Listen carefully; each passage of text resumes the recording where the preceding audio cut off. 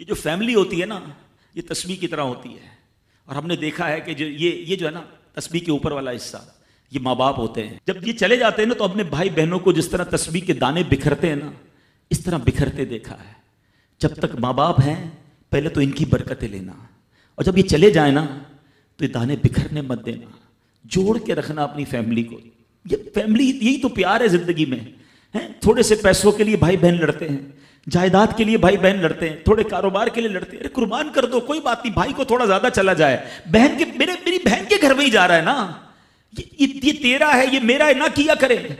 یہ گھر کی محبتیں آپ کو بہت ساری بیماریوں سے بچاتی ہیں. حدیث پاک میں آتا ہے جس کا مضمون ہے جو چاہتا ہے کہ اس کی زندگی میں اضافہ ہو جائے، عمر میں اضافہ ہو جائے، بری موت سے بچے، اسے چاہیے کہ وہ صلہ رحمی کرے. صلہ رحمی کیا ہے؟ اپنے رشتہ داروں کے ساتھ اچھا سلوک. اور رشتہ داروں میں the closest family member جو ہے وہ بھائی بہن ہیں، وہ ماں باپ ہیں، بیوی بچے ہیں. ارے ان کو چھوڑ کر دنیا سے محبتیں جتا رہے ہو؟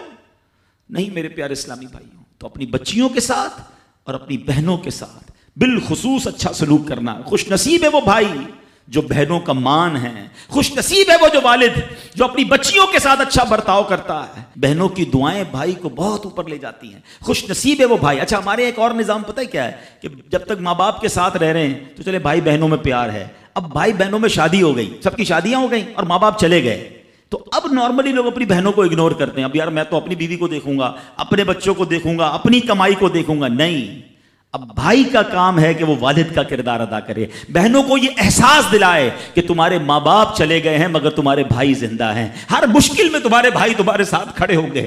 کبھی بہنوں کو یہ ریئلائز مت کرانا کہ وہ اکیلی کہیں کسی پرابلم میں ہو تو وہ اکیلے میں سوچے کہ میرے ماں ہوتی تو میں ماں سے بات کر لیتی، باپ ہوتا تو میں باپ سے کہہ دیتی، بھائی کو کیا کہوں وہ تو سنتا ہی نہیں ہے. ہیں ایسے بھائی آج بھی کہ بہنیں انہیں اپنا دکھ بھی شیئر نہیں کرتی ہیں، بلکہ بھائیوں کو پڑی ہی نہیں ہے بہن کدھر گئی. یہ مت کرنا. اگر تم اپنے ماں باپ کی روح خوش کرنا چاہتے ہو نا تو بھائی بہن جڑ کے رہو، بھائی بہنوں میں پیار رکھو. یہ پیسہ سب کچھ نہیں ہے. ارے جو کچھ میرے پاس ہے اگر میرا بھائی بہنوں پہ خرچ ہو جائے تو اس سے اچھی کیا چیز ہے.